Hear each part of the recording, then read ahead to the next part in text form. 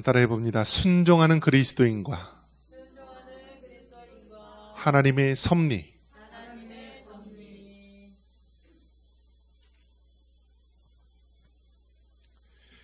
우리나라가 이제 전 세계적으로 한류 문화를 굉장히 급속도로 퍼뜨리고 있습니다. BTS라고 하는 이제 남자 1인, 7인으로 구성된 그 아이돌 그룹이라고 해야 되나요? 그룹이 이제 비영어권에서 그 빌보드 차트 1위라든지 여러 가지 신기록을 세우게 됩니다. 그러면서 이 코로나 시국 상황 가운데서도 한 20만 명가량이 미국에서 집회를 해서 연일 모였다고 합니다. 그리고 이제 한국의 영화나 드라마들이 이제 세계 상을 휩쓸고 다닙니다. 그래서 요즘에는 이 한국을 통하여서 알려진 것이 이제 뭐 K-팝이라든지 또 K-푸드 뭐 여러 가지 K가 붙여지면서 한류 문화가 알려지게 됩니다. 자, 그렇다면 아마 이제 우리 어른 세대에서 보면은 우리나라가 그렇게 내세울 게 있었나요? 예전에는 아침에 이제 그 되면은 이 마을마다 새마을 노래가 나왔어요. 새마을 노래. 이 박정희 대통령이 이 작사 작곡을 했었는데 새벽종이 울렸네, 새 아침이 밝았네, 너도 나도 일어나, 뭐 이렇게 하면서 그 당시 소원은 무엇이냐면 이 초가집을 없애고 그냥 반듯한 집으로 만드는 것이고, 이 뭐 구불구불한 길, 또 이 얼마 안 되는 밭대기 논 이런 것들을 다 정비하고요. 우리도 한번 잘 살아보세요라는 것입니다. 그래서 그 당시에는 정말 잘 사는 것이 하루 세 끼를 배불리 먹으면서 살아가는 것이 정말 많은 사람들의 소원이었습니다. 그런데 그게 얼마 되지 않아서요, 우리나라가 이토록 잘 사는 나라가 될 수 있었을까? 과거에는 이제 전자제품이 다 일본 제품이었습니다. 뭐 소니라든지 뭐 파나소닉 많은 것들이 휩쓸었는데 이제는 전 세계 모든 가전제품이 삼성, LG, 또 많은 사람들이 이제 한국에 대해서 관심을 갖게 됩니다. 그렇다면 여러분, 우리나라가 정말 그러한 실력이 돼서, 그러한 능력이 돼서 이렇게 한국의 위상이 높아졌을까? 여러분 생각은 어떻습니까? 과연 그렇습니까? 우리가 원래서부터 잘나고 원래서부터 능력이 많은 민족이기 때문에 이처럼 한국의 위상이 높아졌습니까? 우리가 바라볼 때는요, 항상 믿음으로 바라봐야 되고요, 신앙으로 바라봐야 되는 것입니다. 내가 잘나서 이렇게 K-팝이 유명해지고 K-푸드 음식이 유명해지고 한국의 문화가 유명해졌다라고 하는 것은 극히 인간적인 생각이고 위험한 생각이고 교만한 마음입니다. 우리는 이것을 신앙적으로, 성경적으로 바라봐야 되는데요, 하나님께서 왜 마지막 때에 이 나라의 이 민족을 들어 사용하시려고 하는 걸까? 여러분, 우리나라는요, 아픈 역사를 가지고 있습니다. 그래서 여러분, 우리나라는요, 사실 우리나라의 역사가 여러분 얼마나 됐다고 생각하십니까? 우리나라 대한민국이 언제서부터 생겼나요? 우리 상집사님, 우리나라 역사가 언제서부터 시작이 됐어요? 몰라요. 우리는 반만년의 역사, 5천년의 역사로 가지만요, 서양에서 바라볼 때는요, 우리나라의 역사, 이 남한 대한민국의 역사를요, 1948년도에 시작한 거로 봅니다. 그러니까 2차 세계대전 끝나고 일본이 패망하고 식민지로 있었던 이 대한민국이란 나라가 그때 시작한 걸로 보는 거예요. 그러니까 우리나라는 정말 그 전에는요, 일본의 식민지, 또 중국에 우리가 종속되어서 임금이 세워도요, 임금을 황제라고 못했어요. 왕이라고 했어요. 왜냐하면 황제는 중국의 황제뿐이 없기 때문에. 그래서 한국에서 왕이 되면은요, 다 제가를 받아야 됐어요. 중국에 가서. 자, 그리고 어땠나요? 몽고, 징기스칸 100년 동안 지배를 받았고요. 징기스칸이 우리나라를 완전히 점령해서 제주도까지 점령을 했습니다. 그래서 여러분 제주도에서 키우는 말이요, 그 섬일에서 말이 없었다라고 합니다. 누가 가지고 왔어요? 몽골에서 갖고 온 거예요. 징기스칸들이 섬나라니까 말을 키우기 편하니까 그게 갖고 온 것입니다. 이처럼 우리나라의 역사는 눈물과 서름의 역사였는데 하나님께서 마지막 때에 우리나라의 위상을 이렇게 한껏 높여줬다라는 것입니다.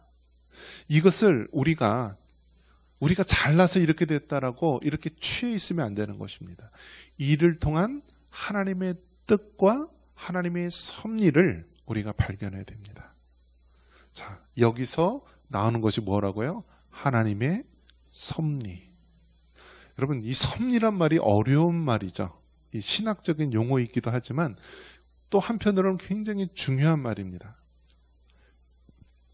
한번 따라해 보겠습니다. 모든 것은 하나님의 뜻과 섭리로 되어진다.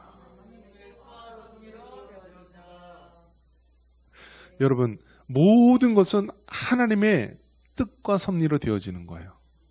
그래서 이 섭리라는 말이 무엇이냐면 이게 다스릴 섭, 그리고 다스릴 리.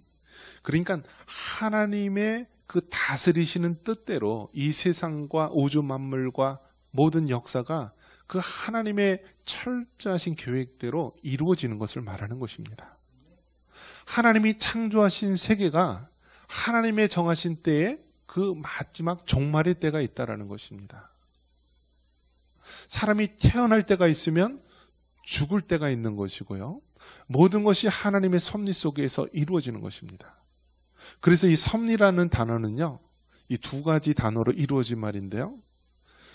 프로비던스 해가지고, 프로는 미래를 얘기하는 것입니다. 비던스는 무슨 얘기냐면 우리가 비디오 알죠? 이 보다. 영화 같은 걸 우리가 비디오를 통해서 보잖아요. 그러니까 프로비던스라는 말은 미래를 보는 것. 즉 하나님께서는 이미 과거, 현재, 미래 모든 것을 꿰뚫고 계신 분이기 때문에 모든 것이 하나님의 계획과 하나님의 뜻대로 이루어지는 것. 이것이 바로 섭리, 프로비던스를 말하는 것입니다. 그렇기 때문에 여러분, 우리는 이 세상에 되어지는 모든 일들을 어떻게 바라봐야 돼요? 믿음의 눈으로 바라보고, 우리가 늘 하나님 앞에 고백하지 않습니까? 뜻이 하늘에서 이루어진 것 같이 땅에서도 이루어지이다. 우리가 주기도문을 통하여서 항상 이렇게 고백하는 것이 무엇입니까? 하나님의 뜻이 이루어지는 것이 중요한 것입니다. 내 뜻과 내 생각과 내 계획이 이루어지는 것이 중요한 것이 아니라 하나님의 뜻이 이 땅 가운데 이루어지는 것이 중요한 것입니다. 여러분의 개인의 삶도 마찬가지예요. 여러분의 개인의 삶도요, 하나님의 뜻이 이루어지기를 위해서 기도해야 되는 것입니다. 여러분, 만약에 나의 뜻대로 이루어진다라고 한다면 그 세상은 얼마나 비참한 것입니까? 내 뜻대로, 내 나라의 생각대로, 또 내가 속한 집단의 이익대로 모든 뜻이 이루어진다면 그것은 아마 이 세상이 정말 지옥과 같은 세상이 될 것입니다. 하지만 모든 것이 하나님의 뜻대로 이루어져야 되는 것입니다. 그렇게 하나님의 뜻대로 이루어지기 위해서는요, 무엇이 필요하냐면 순종이 필요합니다. 한번 따라해 보겠습니다. 순종. 그래서 여러분, 순종하기 위해서는요, 내가 살아있으면 순종이 안 됩니다. 내가 철저하게 죽어야만 하나님 앞에 순종할 수 있는 것입니다. 요한복음 12장 24절에 하늘의 밀알이 땅에서 떨어져 죽지 아니하면 그대로 있고요, 죽으면 많은 열매를 맺는다라고 했습니다. 즉 하늘의 밀알이요, 땅에 썩어져서 죽어야지만 거기서 새싹이 돋아나서 많은 열매를 맺는다라는 것입니다. 우리나라의 복음을 전하기 위해서 토마스 선교사가 우리나라에 왔습니다. 그런데 제대로 복음도 전하기 전에 대동강 그 모래턱에서요, 목이 잘려서 죽었어요. 마지막 그가 할 수 있는 것이라곤 한자로 된 성경책 몇 권을 전해주는 것뿐이었습니다. 하지만 그 한자로 되어진 성경책이요, 나중에 선교사님들이 머무는 그 여관에 방이 완전히 도배가 되어져 있던 것입니다. 정말 무의미하게 죽었던 것 같은 이 토마스 선교사의 그 순교의 피가요, 결국 우리나라가 복음으로 부흥하는 그러한 순교의 씨앗이 된 것입니다. 그래서 그 토마스 선교사가 죽는 순간에 던져졌던 그 성경책으로 도배했던 곳이요, 나중에 평양 대부흥 운동이 일어나는 장대현 교회의 터가 된 것입니다. 그래서 전 세계 정말 대부흥 운동에 큰 아주 발자취를 남겼던 이 100여 년 전의 평양 대부흥 운동이 결국 한 사람의 순종의 피를 통하여서 이 땅에 이루어지게 된 것입니다. 여러분, 그 당시에 어떤 생각이 들었을까요? 그 토마스 선교사는 이곳에서 복음도 제대로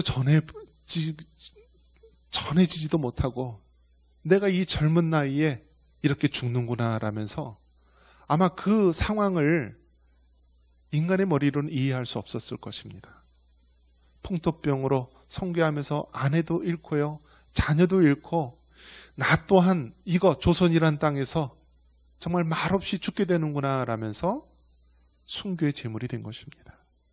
그런데 하나님의 놀라우신 섭리는요, 그 순교의 피가 헛되지 아니하고 이 조선이라는 땅, 5,000년 동안 우상과 미신에 쩔어있던 이 조선이라는 땅이 바로 미국 다음으로 선교사를 많이 파송하는 나라로 축복하여 주셨고요, 하나님께서 이제 K라는 문화를 통하여 우리를 사용하기 위해서 이렇게 우리의 위상을 높여주신 것입니다. 사랑하는 성도 여러분, 하나님의 뜻과 하나님의 섭리대로 이루어지는 것을 믿으시기 바랍니다. 오늘 읽었던 본문에서 보면은 이 하나님의 뜻과 섭리를 이해하는 자는요, 어떻다고 그랬어요? 자, 다시 한번 본문 읽어보겠습니다. 우리 14절, 전도서 7장 14절 한번 보겠습니다. 형통한 날에는 기뻐하고 공고한 날에는 되돌아보아라. 이 두 가지를 하나님이 병행하게 하사 사람이 그의 장래일을 능히 헤아려 알지 못하게 하셨느니라. 아멘. 여러분, 하나님께서는 우리 인생에 형통한 날도 만드시고요, 또 공고한 날도 만드신 것입니다. 그래서 여러분, 우리가 일이 잘 되고 형통할 때는 어떻게 해야 돼요? 기뻐하면서 하나님을 찬양하고 높여야 됩니다. 공고한 날에는 어떻게 해야 돼요? 우리가 우리 자신을 되돌아보면서 하나님 앞에 기도하는 것입니다. 그래서 하나님께서는요, 늘 이렇게 공고한 날, 형통한 날을 우리에게 늘 허락하여 주사 이를 통하여서 우리가 더욱더 하나님의 뜻과 섭리에 우리 자신을 맡길 수 있도록 하신 것입니다.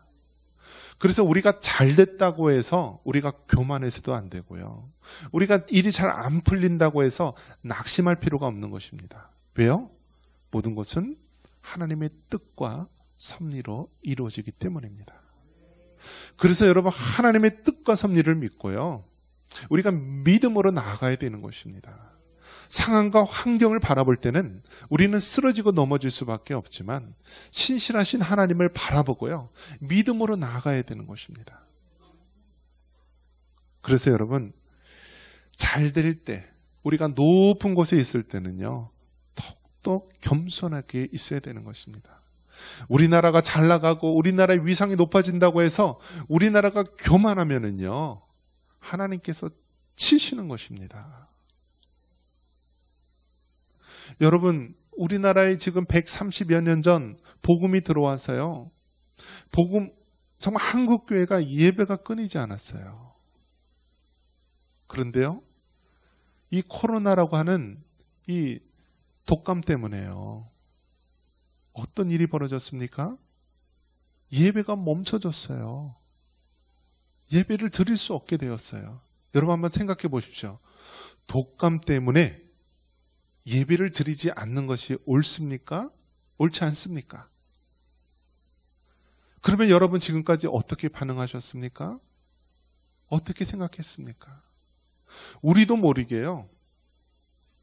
예배를 안 드리는 것이 당연한 것이다라고 받아들이게 되고요. 이제는 예배를 드리는 사람을 향해서 손가락질하고요. 그런 교회를 향해서 손가락질하는 모습으로 우리가 변질되고 퇴색된 것은 아닙니까? 여러분 얼마나 많은 사람들이 믿음을 잃고 신앙을 잃었는지 모릅니다. 이 독감, 이것보다 더 무서운 것은 우리의 불신앙과 우리의 믿음 없는 행동입니다. 믿음은 들음에서 나며 들음은 그리스도의 말씀으로 말미암느니라. 이것이 성경이 우리에게 말씀해주고 있는 것입니다. 우리가 예배를 드리지 못하게 한 것은 결국 하나님의 말씀을, 그리스도의 말씀을 듣지 못하게 한 것이고, 이로 인하여서 믿음이 다 없어진 것입니다. 믿음이 다 떠난 것입니다. 이제는 어떤 현상이 일어났냐면요, 코로나가 끝나도 앞으로 예배를 안 드리는 사람이 많습니다. 어떻게 돼요? 2년 동안 훈련을 받은 거예요. 교회 안 나가고 이제는 TV로 예배 드린다, 인터넷으로 예배 드린다, 유튜브로 예배 드린다라는 시대가 온 것입니다. 여러분, 물론 어떠한 특별한 이유로 하나님 앞에 나와 예배 드릴 수 없는 상황이 있을 수 있습니다. 병상에 있어서 또 여러 가지 사정으로 인해서 못 나올 수 있어요. 그리고 그러한 사람을 우리가 뭐라고 하는 것이 아닙니다. 지금 우리가 얘기하는 것은요, 세상을 따라 살지 말고요, 오로지 하나님의 뜻과 섭리를 믿고 믿음으로 나아가야 된다는 것입니다. 여러분, 전염병은 지금 현재만 생겼던 것이 아니에요. 이미 수백 년, 수천 년 전에 인류 역사에 수많은 전염병이 있었어요. 수많은 질병이 있었어요. 그런데 그럴 때마다 더욱더 많은 믿음의 선진들이요, 끝까지 믿음의 자리를 지켰습니다. 죽으면 죽으리라는 신앙으로 믿음을 지키며 오늘 우리에게까지 그 신앙이 전수된 것 아닙니까? 여러분, 하나님의 뜻과 섭리를 믿으시기 바랍니다. 비록 힘들고 어려울 때일수록 낙심하지 마시고요, 그럴 때일수록 더욱더 하나님 앞에 기쁨으로 나아가며 기도하시기 바랍니다. 하나님께서 여러분을 부르시고 하나님께서 여러분을 교회의 일꾼으로 세우시면요, 여러분이 기도의 중보자가 되게 하시고 하나님께서 여러분을 예배자로 세우셨어요. 마지막 때의 성 무너진 때를 막아서서 예배하는 하나님의 사람이 되기를 원하시는 것입니다.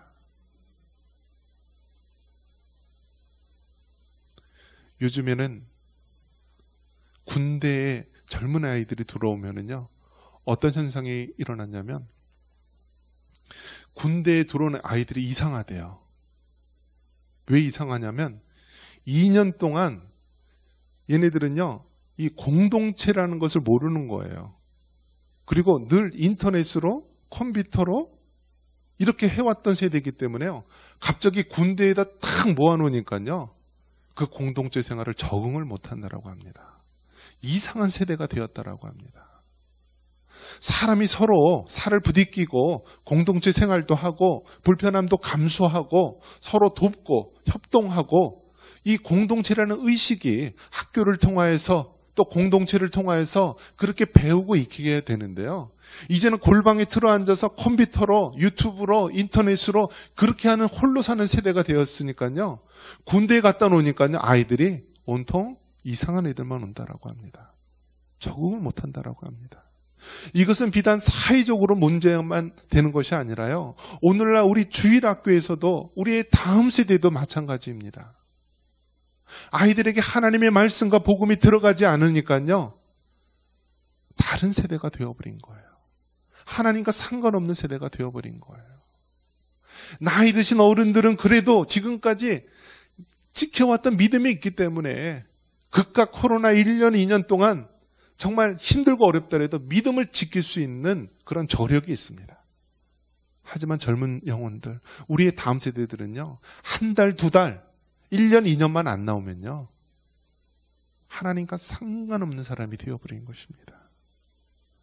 그래서 앞으로 정말 이 세대를 어떻게 할 것인가? 하나님께서 정말 이 코로나로 멈춰버린 이 세대 가운데 우리 믿음의 사람들에게 어떻게 하실 것인가? 이것이 우리의 기도의 제목이 되어야 되고요. 이것이 바로 우리의 사명이 되어야 되는 것입니다.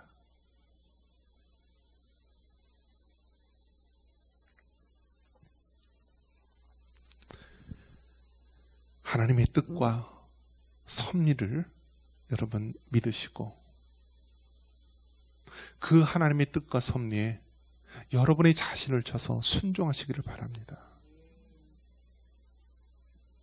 결국은 믿음이 이 어려움을 이길 수가 있습니다. 하나님께서 마지막 때에 정말 믿음을 찾기 힘들다고 말씀하셨는데요. 지금이 바로 그때입니다. 이럴 때일수록 우리의 자리에서 믿음을 지키시고요. 우리의 자리에서 하나님을 예배하시기를 바랍니다.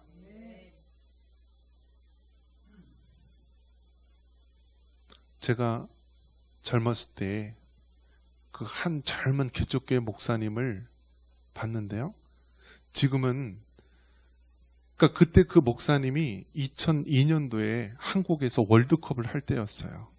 근데 우리나라가 축구 원래 실력이 없었잖아요. 그런데 계속해서 이기는 거예요. 16강 가고 8강 가고 막 하다 나중에는 결국 4강까지 갔죠. 그러면서 그 개척교회 목사님이요, 그런 얘기 하더라고요. 이제 마지막 한국하고 다른 나라하고 결전을 하는데요. 그 목사님이 어떤 결정을 내리냐면 자기는 그 시간에 하나님 앞에 기도하는 시간을 짰다라고 합니다. 그래서 그 젊은 목사님이 무슨 생각을 했냐면 우리나라에 있는 모든 사람들이 그 월드컵 그 시합 때에 다들 TV 앞에서 열광하지 않을 거냐.